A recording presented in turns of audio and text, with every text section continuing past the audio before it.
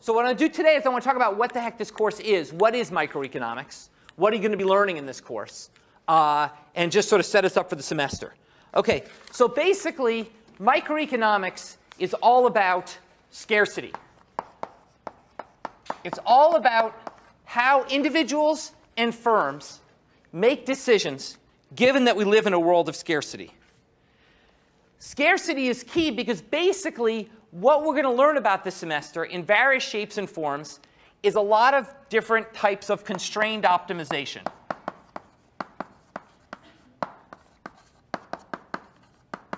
We're going to learn a lot about different ways that individuals make choices in a world of scarcity. Okay? That is, this course is going to be about trade-offs. Given scarce resources, how do individuals and firms trade off different alternatives to make themselves as well off as possible? That's why economics is called the dismal science. Okay? Economics is called the dismal science because we are not about everyone have everything. We're always people who say, no, you can't have everything. You have to make a trade-off. Okay? You have to give up X to get Y. And that's why people don't like us. Okay? Because that's what we're called the dismal science, because we're always pointing out the trade-offs that people face. Now, some may call it dismal, but I call it fun. And that may be because of my MIT training. As I said, I was an undergraduate here.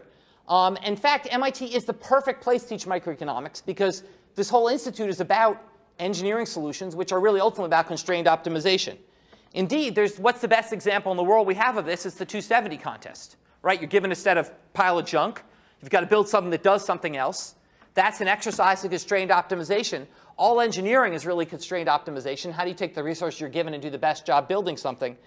And that's really what microeconomics is. Just like 270 is not a dismal contest, microeconomics is not, to me, a dismal science. You can think of this course like 270, but instead of building robots, we're running people's lives. Okay? That's kind of the way I like to think about this course. Instead of trying to decide how we can build something, move a ping pong ball across a table, we're trying to decide how people make the decisions to consume and firms make the decisions to produce. That's basically what's going to go on in this class. Okay? And that's why basically modern microeconomics was founded at MIT in the 1950s by Paul Samuelson, the father of modern economics, was a professor here, and he basically founded the field. He basically introduced mathematics to economics. And through teaching this course, 1401, 50, 60 years ago, actually developed the field that we now study. Now, what we're going to do in this class is focus on two types of actors in the economy: consumers and producers. Consumers and producers, okay? And we are going to build models of how consumers and producers behave.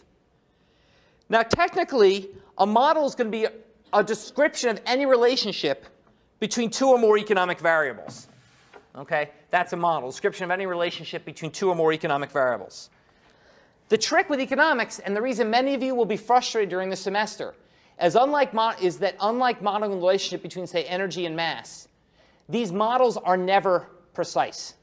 They are never accurate to the 10th decimal. Okay?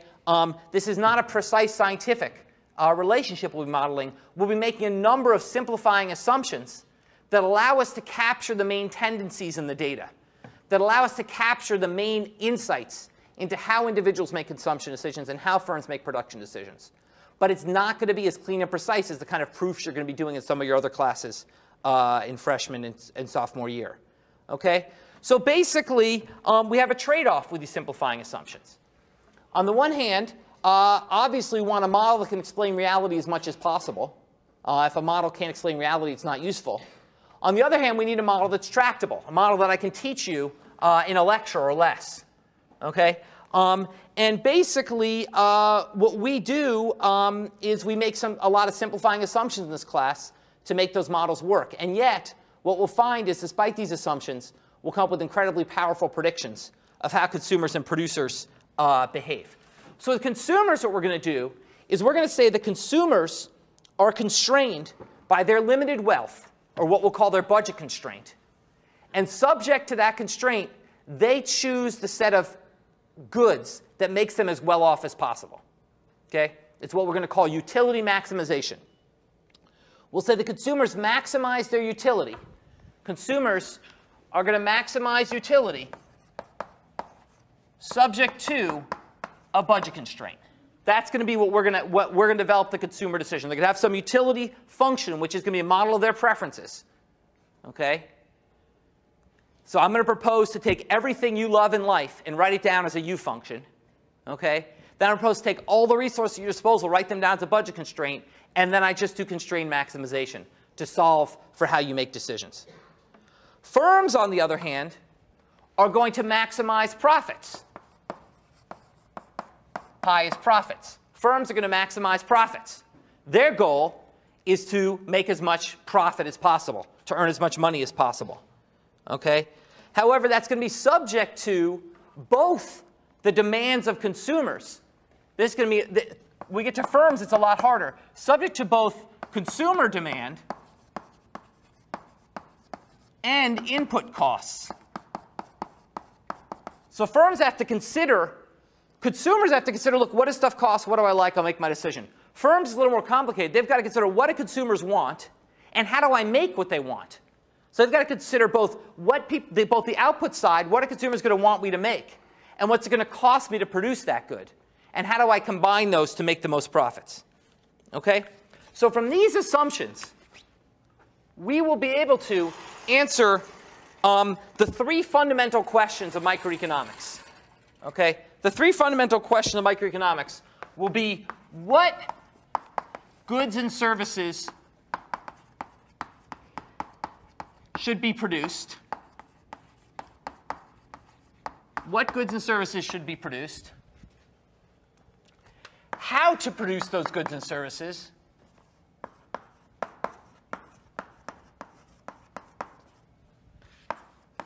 and who gets the goods and services. What goods and services get produced, how to produce those goods and services, and who gets them. And what's amazing, we'll learn in this course, is that all three of these questions, the three fundamental questions that drive our entire economy, are all solved through the role of one key state variable, which is prices. Prices in the economy will resolve all of these problems. Okay? Consumers and firms will interact in a market. They'll interact in a marketplace. And out of that marketplace will emerge a set of prices in a way we'll describe. And those prices will allow firms and consumers to make the relevant decisions. Okay? So let me just give you one. And we're going to do all this rigorously throughout the semester. Let me just start with one casual example. Okay? Let's think about the development of the iPod. Okay? Let's cast our minds way back, way back to the development of the iPod. Okay? Now, when the iPod, when Apple was thinking about making the iPod, they had to ask, would consumers want this? So consumers had to decide, given their limited resources, given the fact that they were buying a certain set of things, would they be willing to forsake some things they were already doing to spend the money on the iPod? Okay, it was a non-trivial amount of money. Would they be willing to forsake things they're already doing, okay, to spend money on the iPod? And clearly they were. Clearly consumers were willing to spend money, a lot of money to get an iPod. They were originally, what, $300 back, you know, when $300 meant something.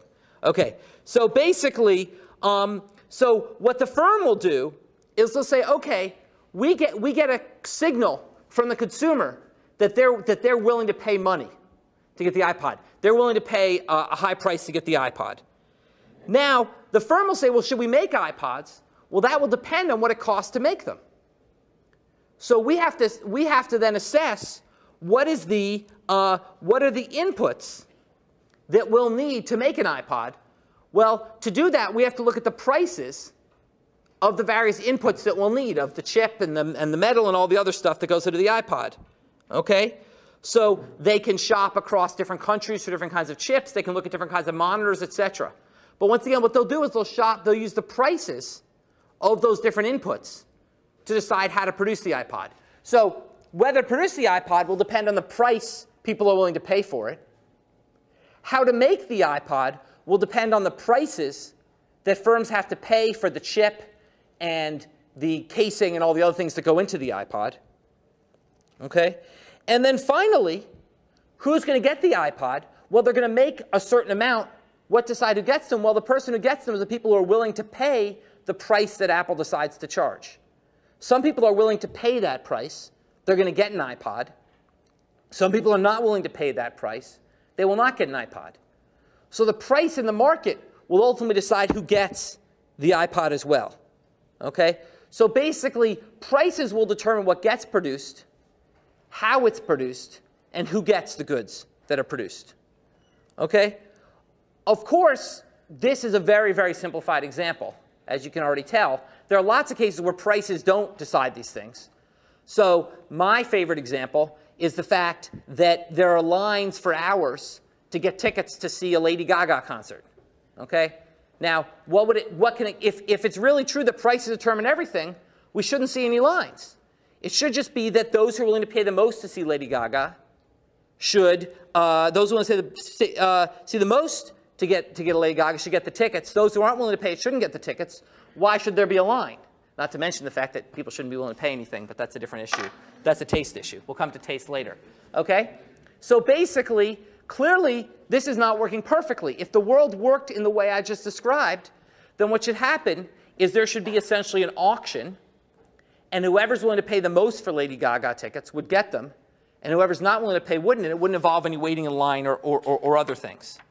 Now, what's very interesting is we've actually seen an evolution from my youth to your youth towards the economic model. When I was a kid, if you wanted, so then it was Cars tickets, okay, to date myself, okay, you had to go and camp out at 3 in the morning outside the store where they're selling them to get the tickets. Now, of course, you don't do that anymore. Now you go on StubHub or Ticketmaster or these other secondary sellers, and there are prices that determine it. So increasingly, how many people actually, how many people have waited online to get a concert ticket?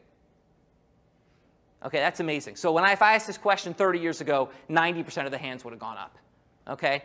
So what that means is the price mechanism has started to be used, has replaced the line mechanism as a way to allocate those tickets, and we see prices working. That wasn't true. There wasn't StubHub. These weren't these secondary ticket sellers 30 years ago. You had to wait online to get the tickets. Now, so that's basically sort of an overview about sort of an example of how we think about the role of prices. Now, let me draw a couple of important distinctions, terms I'm going to use this semester that I want you to be comfortable with. Okay? The first distinction I want to draw is between theoretical versus empirical economics. Theoretical versus empirical economics. Okay, theoretical economics is the process of building models to explain the world.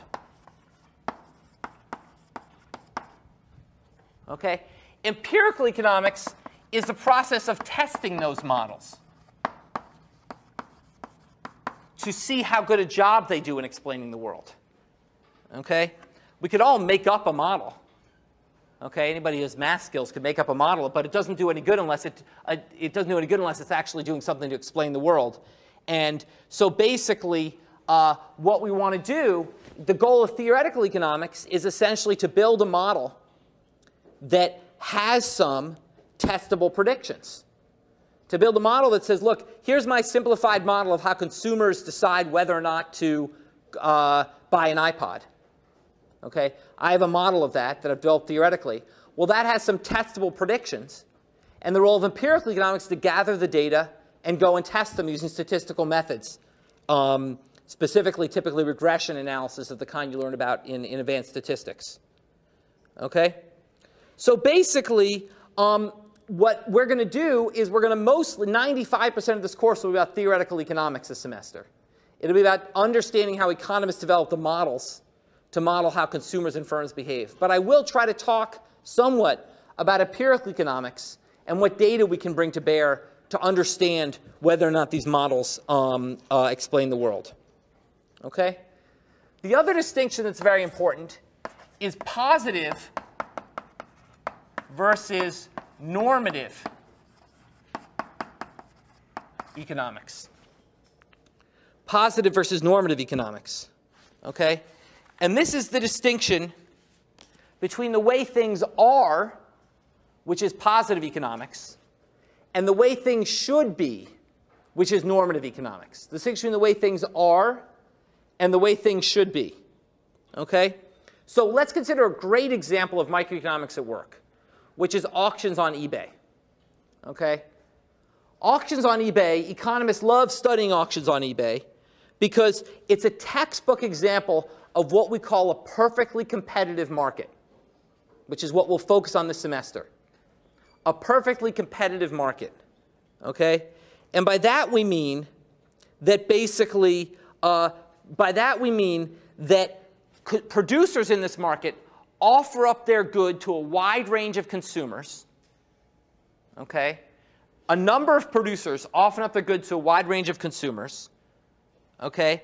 And the consumers bid up the price until the person with the highest value for the good gets it. So price serves exactly the signal it should in allocating goods. Okay? So really, eBay is really sort of about this third thing of who gets the good. Okay? I offer my, my alarm clock or whatever on eBay. Okay? And then people bid on that, and whoever values that the most, that rare John Gruber alarm clock the most, they get it. Okay? So it's a perfect textbook example. Okay? And basically, because on eBay, the price is used, or now with also StubHub and concert tickets, the price is used to allocate the good to the person who wants it the most. Okay? Now, a recent example of an auction on eBay got a lot of attention. Not so recent anymore, a couple years ago. Someone tried to auction their kidney on eBay. Okay? Someone offered their kidney for auction on eBay. They said, I have 2 kidneys. I only need 1. So I'm going to auction my kidney. You pay for me to fly to wherever you need my kidney, and the operation, they take it, I'm going to give it to you, and that's the way it goes.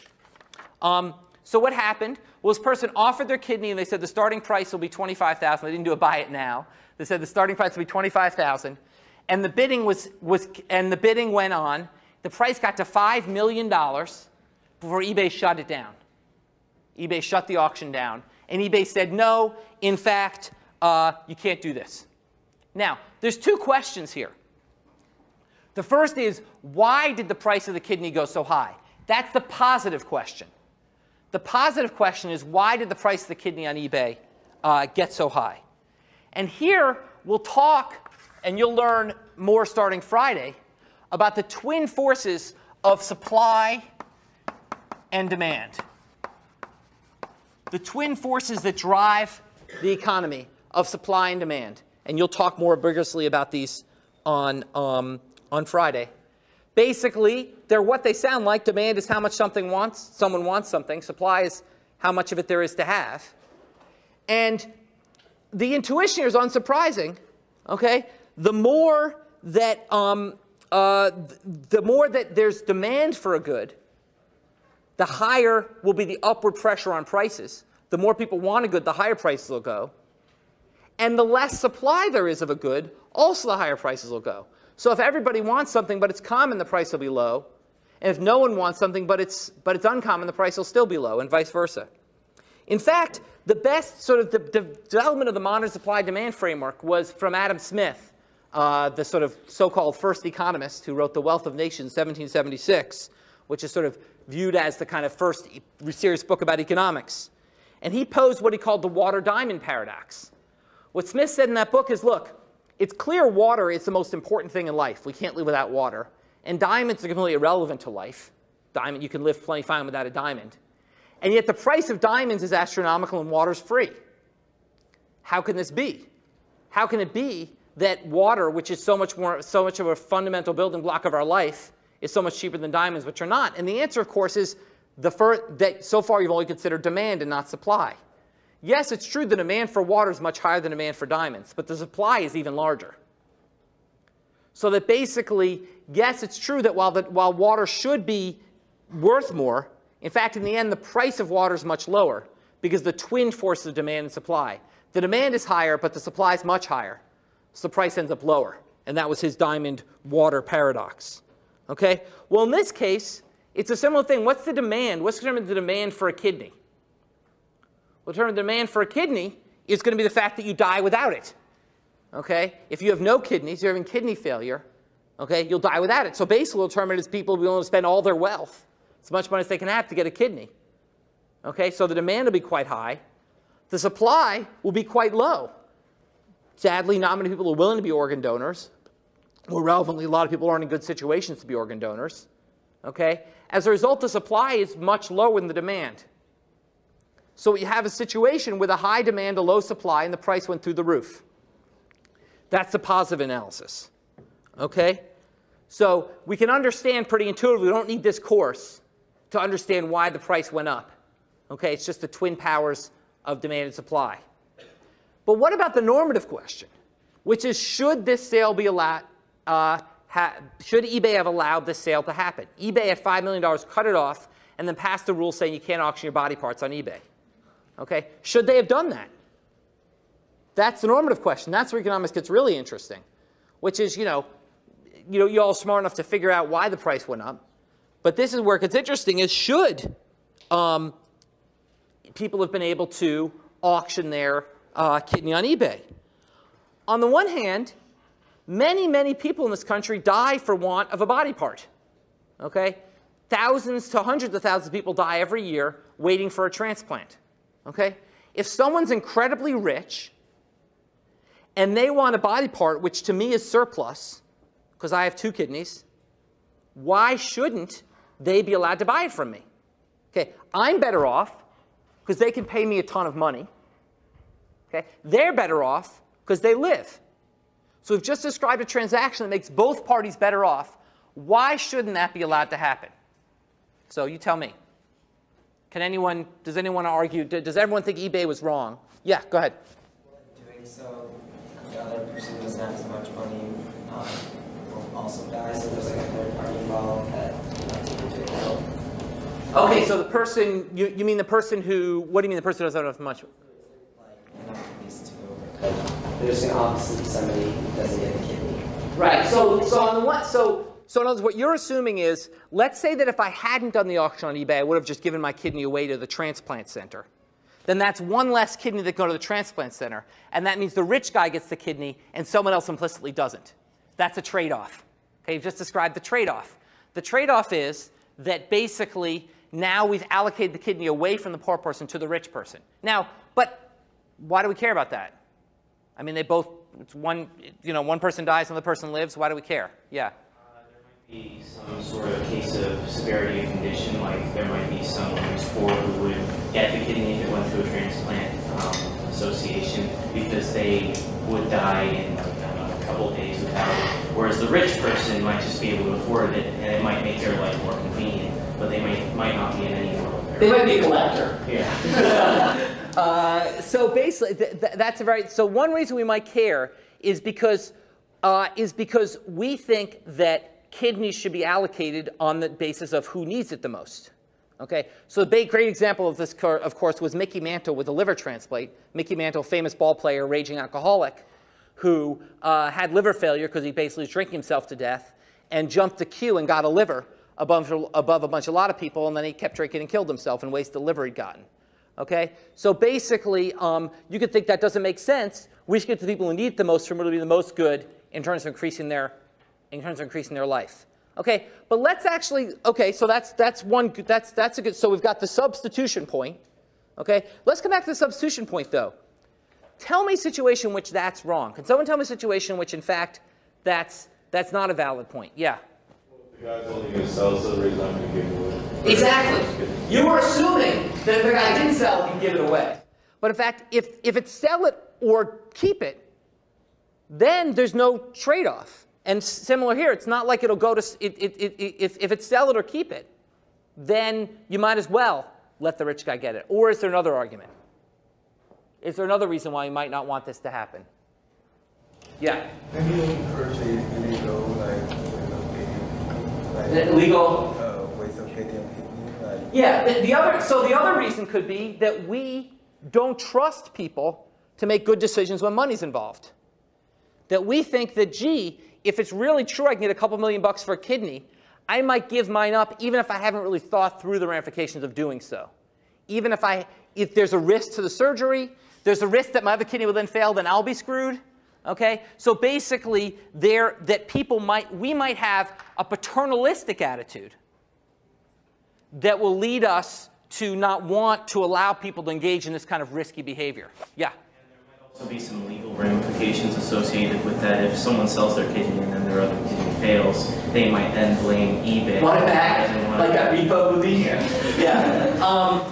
That's right. There could also be, but let's leave the lawyers out of this, okay? I don't like lawyers. We're going to rag on lawyers this semester. We're going to leave the lawyers out of this. But in any case, you're right. That's sort of a ramification of the same thing. So we've talked about the fact that there's substitution. We've talked about the fact that it's not allocated to those who need it the most. We've talked about the fact that people may be making bad decisions in doing this. But there's another factor as well, which is we may just as a society feel it's unfair that rich people can get things poor people can't. There may be a pure equity component here, okay, which is simply that we as society value equality, value income inequality, and we think people should not have an extra shot at getting a resource just because they're rich. Now, that is a very deep and hard concept and we'll spend a couple lectures talking about equity towards the end of the semester. By and large, we won't consider it, okay? But it turns out to be behind much of what we'll discuss, okay, in much of what we'll discuss this semester and much of what goes on in economics, okay? Just take a look at the debate that's going on right now in terms of President Obama trying to decide whether or not to extend tax cuts to wealthy individuals in the US. Okay? Some people argue that allowing those tax cuts would promote the economy. Okay? But others argue it's unfair for rich people to get tax breaks. And that fairness argument matters a lot in terms of driving the kinds of economic policy decisions, the kind of economic decisions we need to make. So this semester, we're going to focus a lot on efficiency and optimization and how to get resources from the right to the right place. But you have to remember behind a lot of this is deep normative issues about what should be happening, how should an economy function, and in particular, how should we think about these kind of equity issues that are so important. Okay. The last thing I want to talk about is I want to talk about why micro is not just an abstract concept for things like, you might say, oh, this is all pretty funny, and it's like, selling kidneys on eBay and tax cuts for the rich, and why do I care? Okay? Well, you care because literally every decision you make is made through the kind of framework we're going to think about this semester. Okay? Now, different decisions may follow our models more closely and less closely. But there is not an economic decision. Okay? There's not, sorry, back up. There's not a decision that people have made the economists haven't tried to model. From whether to produce iPods to how many times to have sex each week. Okay? These are all things economists have tried to model with varying degrees of success. Okay? And these are because economists think that these all come from the same decision theoretic framework that we can discuss. Let's talk about a simple example from this course.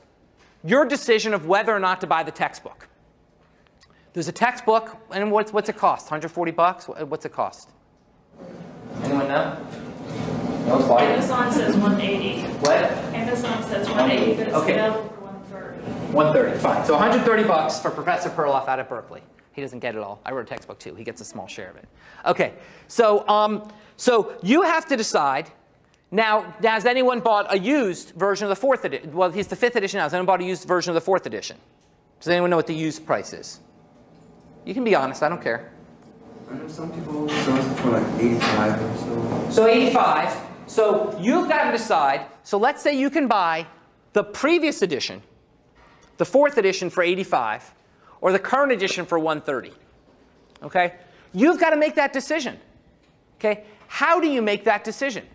Well, you may think, gee, I just make the decision. It's not really about microeconomics, but it is. We're going to model how you think about a decision like that. Well, how do you think about a decision like that? Well, the first thing you consider is your preferences. How much are you willing to take a chance that there's new stuff in the fifth edition that you need to know? Okay? If the fifth edition was identical to the fourth edition, then you'd be an idiot to not just buy the used fourth edition. But it's not. Textbook writers are smart. They update their book. Okay? So basically, the fifth edition is updated. There's new things in it. So you have to ask yourself, what are the odds that I need some of the new information in the 5th edition relative to the 4th edition. And in thinking about that, you're going to think about your preferences. In particular, are you very risk averse? Are you afraid to take a chance? Or are you risk loving? Are you willing to take a chance? Okay? That's one side of the equation. If you're someone who says, you know, I will not take a chance in life, I just have to make sure I learn the most possible from this course, then you're going to want that new edition. If you're someone who says, you know what, screw it, I'll figure it out later, I'm going to the lectures, I don't care, okay, then you might not want it that much. So that's the first factor. It's going to be your preferences, in particular how much you're willing to take a risk that you need this 5th edition. The second factor is going to be your constraint, how much money you have. Okay, the more money you have, the more you're willing, or more relevant perhaps your parents have, the more willing you are to go ahead and buy that new edition. The less money you have, the less willing you are. Okay? So basically, it's going to depend on whether you're paying or your parents are paying, in which case, what the hell, you might as well buy the 5th edition. Okay? And then finally, you're going to take these preferences and this constraint, your preferences and your resources, and go to the market and look at what does the market tell me the difference is. So you're going to say, here's how much I kind of care about 5th versus 4th edition. Here's the resources I have. Now I'll go to the market and say, aha, there's a $55 difference, a $45 difference between these two editions. So now I will solve that constrained optimization problem. And I will decide whether I want to get that book. You might be thinking to yourself, this is stupid. I never think about it that way. But the key point is you don't have to think about it exactly that way.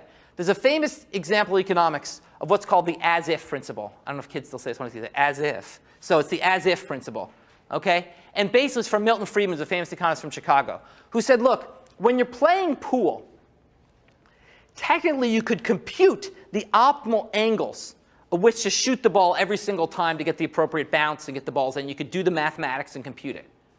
But professional pool players are not in this class with you, let me say that. Okay? They're not guys who are able to do that computation. They just know how to hit the ball to get the same outcome they would get if they mathematically solved for the optimal trajectory to hit the ball. Okay? They behave as if they've solved the constrained optimization problem. And your decision when you buy this book, you may not think it through the very framework that I just laid out very heuristically and will lay out more rigorously this semester. But you're going to behave as if you do, because those facts will be in your mind. You'll be thinking about it when you make that decision. So while you may feel the models we learn in this course are rather abstract and don't really explain how you behave on an everyday basis, you're going to behave as if those models are really applying to you.